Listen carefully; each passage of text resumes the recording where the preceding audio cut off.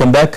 మొత్తానికి మురళీమోహన్ గారు and team చాలా దుర్మార్గపు ప్రచారం చేస్తున్నారని అంటున్నారు రాజేంద్ర ప్రసాద్ గారు. ఆ వర్డ్స్ ఒకసారి రాజేంద్ర ప్రసాద్ గారి మాటల్లోనే విందాం. వాడు అంతమంది వచ్చి అన్నాడంటే అతనికి ఎంత అభిమానం ఉండాలి, అతనికి మనం ఎంత రుణపడి ఉండాలి, మనం ఎంత చేయగలిగి ఉండాలి.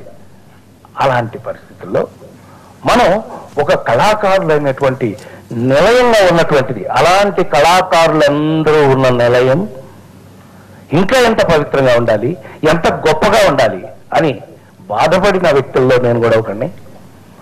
అందుకని నేను ఈవేళ ఎలక్షన్ అనంటే అవకాశంతో మీరందరూ బాగా అర్థం చేసుకోవడానికి ప్రయత్నం చేయండి. ఎలక్షన్ అయితే నేను నుంచి అలా రాలేదండి మేము. ప్లీజ్ దయచేసి ఏమండి మేడం, మీరంటే నాకు చాలా గౌరవం. ఏమండి ఎంపీ గారు, మీరంటే నాకు చాలా చాలా గౌరవం. మేమందరం ఎంతో గౌరవించాం మిమ్మల్ని. దానికి ఎందుకని ఇంత పగ కసి? ఎందుకు ఎందుకు మీకు విషయం తెలుసా? రాజేంద్ర ప్రసాద్ గారు సెల్ ఫోన్స్ ఇస్తానంట అందరికీ అంటే లేనిపోయింది కదా, బెలవడ్రా నవ్వుతాడు బాబు.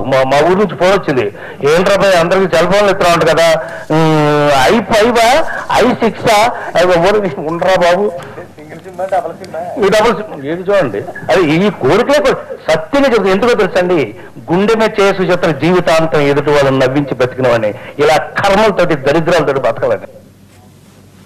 మురళీమోహన్ గారు దుర్మార్గపు ప్రచారం అంటున్నారు, సెల్ ఫోన్లు తీసుకునే దుస్థితిలో మా కళాకారులు లేరని కూడా రాజేంద్ర ప్రసాద్ గారు చెప్తున్నారు. మొత్తానికి వారు మాత్రం మిమ్మల్ని ఎంపీగానే చూస్తున్నారు, మీరు వారిని సోదరుగా చూసినా కూడా వారు సెల్ ఫోన్లు ఇస్తున్నారు అంటున్నారు. మరి మీరేమి ఇస్తున్నారు అంటే ఎలక్షన్స్ అన్నప్పుడు ఇవన్నీ మీరు చేసే కామెంట్స్ కి సంబంధించి రాజేంద్ర ప్రసాద్ గారు చాలా నిర్ధారణ ఏమి ఇస్తున్నారో మాకు తెలియదు. మేము మాత్రం ఎవరికైనా ఇవ్వట్లేదు. మేము మాత్రం we will do wonderful service. ఇప్పుడు వరకు ఏం చేసాము, ఎందుకంటే ఎంత బాగా చేయగలము అనేది చెప్తున్నాం తప్ప ఇది ఇస్తాము అది ఇస్తాము ఆకాశాన్ని చందమామని తీసుకొస్తామని చెప్పాం.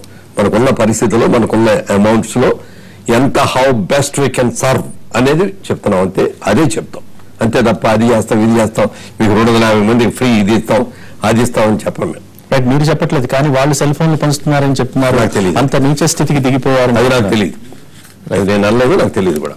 రైట్, అసలు మనసు రైట్ ప్రస్తుతం ఉన్న వాళ్ళకి మనసు లేదు, మనసులో లేని వాళ్ళు కళాకారులు కాదంటున్నారు. రాజేంద్ర ప్రసాద్ గారు ఏమన్నారో చూద్దాం. ఎమోషనల్ కాకపోతే, సెన్సిటివ్ కాకపోతే వాడు ఆర్టిస్ట్ ఏంటండి? వేస్ట్. వాడు ఆర్టిస్ట్ కాదని అర్థం. వాడు ఇప్పుడు నాకు తిరిగి అడుగుతాను, ఇంతమంది ఇంత బాధపడేటట్టుగా ఒక్కొక్కరికి వెనకాల నుంచి త్రెట్లు, వెనక నుంచి నువ్వు అక్కడికి వెళ్తా ప్రసాద్ గారు నువ్వు వెనక నుంచి వార్నింగ్లు ఇవన్నీ ఇచ్చుకుంటూ వెళ్తాం. ఏమండి ఒక కళాకారులకు అవసరమా? ఒక మనసున్న ఆర్టిస్టులకి, స్పందించగలిగిన కెపాసిటీ ఉన్న ఆర్టిస్టులకి అది అవసరం అండి? అవసరం లేదు. కానీ ఈ బాధ పెడుతున్నటువంటి ఈ ఆర్టిస్టులుగా మనం సేవ చేయడానికి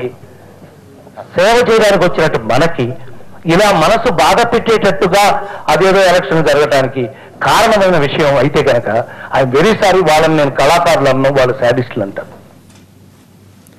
రైట్, ఇంతమందిని బాధ పెట్టి నా దగ్గరకు వస్తున్న వాళ్ళని బెదిరించి ఈ ఎన్నికలకు కారకులైన వారికి మనసు లేదు, ఆ మనసు లేని వాళ్ళు అసలు కళాకారులే కాదు అని చెప్తున్నారు. సో పరోక్షంగా పూర్తి స్థాయిలో విమర్శిస్తూ ఉన్నారు. ఎంపీ గారు అంటూ ఉన్నారు, దానికి మీరు ఏం సమాధానం చెప్పారు? ఆయన ఏమైనా సర్టిఫికెట్లు ఇస్తారు, ఎవరు కళాకారులు ఎవరు కాదు సర్టిఫికెట్లు మనండి. కనీసం ఆ సర్టిఫికెట్లు 10 మందికి చూపించుకొని రాజేంద్ర ప్రసాద్ గారు సర్టిఫికెట్ ఇచ్చారండి నేను కళాకారుడని, లేకపోతే నేను కళాకారుడు కాదని, నాకు మనసు లేదని ఏమిటో నా మాటలు. అసలు నాతో పోటీ చేయగల స్ట్రేచర్ ఎవరికీ లేదు. అసలు చాలా గొప్పవారు, ఇంటర్నేషనల్ యాక్టర్ కాదనో. మేము ఎవరో ఇంగ్లీష్ పిక్చర్స్ చేయలేదు తెలుగు తప్ప, ఆయన ఇంగ్లీష్ పిక్చర్ కూడా చేశాడు. అంత మాత్రం చేత ఒక సినిమాలో చేయగానే ఇంటర్నేషనల్ యాక్టర్ అయిపోతాడా? ఎవరికి కూడా తిరుపతిలో స్థలం లేదు, నాకు ఒక్కడికే తిరుపతి స్థలం రాజప్రసాదం కట్టాను అని చెప్పాను. ఇంటర్నేషనల్ ఫిల్మ్ చెప్పారు, వారు ఏమన్నారు ఒకసారి చూద్దాం. రాజేంద్ర ప్రసాద్ అనే వాడికి స్టేచర్ ఉందా లేదా అనే పాయింట్ వస్తే గనక నాకు తెలిసి రాజేంద్ర ప్రసాద్ తో పోటీ చేయగలిగిన ఈ తెలుగు సినిమా ఇండస్ట్రీలో ఎవ్వడూ లేడు. ఎందుకు అనంటే తిరుమల కొండ మీద రాజేంద్ర ప్రసాదము అని 7 కొండల వాడిచ్చినటువంటి ఇంత ప్లేస్ నాకుంది, నా ఒక్కడికే ఉంది, ఎవ్వరికి లేదు ఇక్కడ. రైట్, మురళీమోహన్ గారు, హౌ సిల్లీ ఇట్ ఈస్.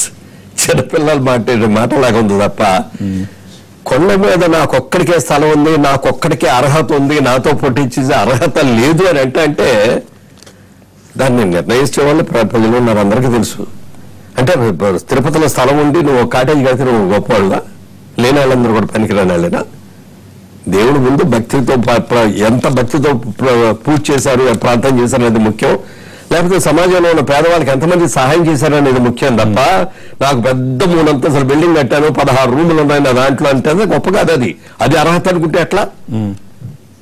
కానీ రాజేంద్ర ప్రసాద్ మనస్తత్వం అనుభవం చూసే నేను మద్దతు ఇస్తున్నానంటూ నాగబాబు గారు చెప్తున్నారు. ఆ మనస్తత్వం అనుభవం మీకు ఎవరికి ఎందుకు కనిపించట్లేదు అనేది వారి ప్రశ్న. ఇప్పుడు అందరికీ కనిపించిందా లేదా అని కాదు. ఒక ఎలక్షన్ లోకి వెళ్ళిన తర్వాత మా అభ్యర్థి గొప్పతనం ఇది అని మేము చెప్పుకుంటాం తప్ప ఎదుటి యొక్క అసమర్థత ఇది అని నేను చెప్పను. నేను ఎప్పుడు కూడా, నేను ఇప్పుడే కాదు, నేను ఎంపీగా పోటీ చేసిన రోజున కూడా నా గురించి నా పార్టీ గురించి నేను చెప్పుకున్నాను తప్ప ఇతరుల గురించి స్టేచర్ కనిపించకపోవచ్చు, కానీ మనస్తత్వ అనుభవం అనేది చాలా అందరికీ సుపరిచితమే కదా. రాజేంద్ర ప్రసాద్ ఎలాంటి వారు తెలుసు. రాజేంద్ర ప్రసాద్ సినిమాలు కామెడీగా ఉంటాయి, సరదాగా ఉంటాయి, అందరు నవ్వుకుంటాం. పివి నరసింహరావు గారు అంటాడు నా మనసు బాగున్నప్పుడు రాజేంద్ర ప్రసాద్ సినిమా చూస్తాను, నేను రిలాక్స్ అవుతానని చెప్పాడు. Is great, is one of our artist అని చెప్పడం మేము కూడా గర్వపడతాం. రైట్. ప్యానల్ వైపు వెళ్ళటానికి ఎవరు లేరని చెప్తున్నారు, కానీ ఒక్కరిసారి మార్పు తీసుకురావటానికి అని నాగబాబు గారు చెప్తున్నారు. సార్, ప్యానల్ ఎలక్షన్ పోటీ అయిన తర్వాత ఒక ప్యానల్ అనేది ఉంటుంది. గెలిచిన వాళ్ళందరూ నా మెంబర్లే, నేను గెలిస్తే చాలు అని అనుకుంటే ఇది ప్రెసిడెంట్ ఎలక్షన్ కాదు, ఇది ప్రజాస్వామ్యమైనట్టు ఎలక్షన్ లో నీ పార్టీ తరఫున ఎంతమంది నీ ఎమ్మెల్యేలు ఉన్నారు అన్నప్పుడే నువ్వు ముఖ్యమంత్రి అవుతావు. నీ ప్యానల్లో ఎంతమంది నీకు గెలిచారో అన్నప్పుడే నువ్వు ఇదవుతాడు తప్ప ఇది డైరెక్ట్ ఎలక్షన్, ప్రెసిడెంట్ గా డైరెక్ట్ ఎలక్షన్. ఓకే, మెంబర్లు సెలెక్ట్ చేసుకునే దాంట్లో ఇది కాదు కదా. అయినా కూడా నువ్వు ఒక సిస్టమేటిక్ గా నువ్వు దిగుతున్నావు అన్నప్పుడు నీ ప్యానల్ నీకు ఉండాలి. ఇదిగో నా 26 మంది ఇది అని నువ్వు చేసుకునే ధైర్యం నీకు లేదు. నీ మెంబర్లే నువ్వు చూపించలేకపోయి నువ్వేం చేస్తావు అసలు? రైట్. మురళీమోహన్ గారు, ఫైనల్ గా ఒక్క విషయం, ఆరోపణలు ప్రత్యారోపణలు ఎన్నికలప్పుడు కామనే, కానీ ప్రస్తుతం వర్గ విభేదాలు బయటపడుతున్నాయి అనే ఒక అభిప్రాయానికి మీరు ఎటువంటి సమాధానం చెప్తారు? భవిష్యత్తులో ఇటువంటి పరిస్థితులు రాకుండా, అంటే మా అధ్యక్షుడిగా చాలా కాలం చేశారు, ఏం చెప్పదలుచుకున్నారు? మా సినిమా ఇండస్ట్రీలో మాకు వర్గ విభేదాలు లేవు, కుల మతాలు లేవు, ప్రాంతీయ భేదాలు లేవు, అందరూ మాకు కావాలి. సమస్య వచ్చినప్పుడు సమస్యకి ఎదురు నిలబడతాం, సమస్య అయిన తర్వాత అందరం కలిసిపోతాం. తర్వాత మీకు గుర్తుందో లేదో, లాస్ట్ టైం హుదూద్ అప్పుడు కానీ లేకపోతే కర్నూలు డిస్ట్రిక్ట్ లో వరవలు వచ్చినప్పుడు కానీ సినిమా ఇండస్ట్రీలో ఉన్న హీరోలు అందరూ కలిపి ఒకే వేదిక మీద నిలబడి మేమందరం చేసి ఆ రోజున మేమందరం కూడా ఒకటే, మాకు విభేదాలు లేవు. ఏదైనా సహాయం చేయడానికి నిరూపించాం, ఇవాళ నిరూపిస్తాం, ఎప్పటికీ మేమందరం కూడా కలిసే ఉంటాం. ఫైనల్ గా రాజేంద్ర ప్రసాద్ గారికి సవాళ్లు కూడా విసిరారు మొత్తానికి. అటువంటి రాజేంద్ర ప్రసాద్ కి మీరు ఏం చెప్పదలుచుకున్నారు? తమ్ముడు, నువ్వు గెలిచినా నాకు ఆనందమే, మా జయసుధ గెలిచినా నాకు ఆనందమే. జయసుధ గెలిచినా, నువ్వు గెలిచినా, ఎవరు గెలిచినా మా అసోసియేషన్ లో ఉన్న సభ్యులందరికీ సేవ చేస్తూ అసోసియేషన్ ని అభివృద్ధి చేయండి అని మాత్రమే నేను కోరుకుంటాను, అంతగా తప్ప నాకు వేరే కోరిక ఏమీ లేదు. Right. Thank you very much Muralimohan గారు. ఈ రోజు స్టూడియోకి వచ్చి మీ అభిప్రాయాలు మాతో పంచుకున్నందుకు ధన్యవాదాలు. ఇది మురళీమోహన్ గారితో చిట్ చాట్. ఏది ఏమైనా ఎన్ని కష్టాలు వచ్చినా భవిష్యత్తులో మాత్రం ఎలక్షన్స్ అప్పుడు ఎంతమంది నిలబడ్డా కూడా భవిష్యత్తులో కష్టాలు వచ్చినప్పుడు, సమస్యలు వచ్చినప్పుడు కలిసి కట్టుగా ఆ సమస్యల్ని అధిగమిస్తామని మురళీమోహన్ గారు అంటున్నారు. ఇది ఇవాల్టి ప్రత్యేక chit chat. Stay tuned to NTV.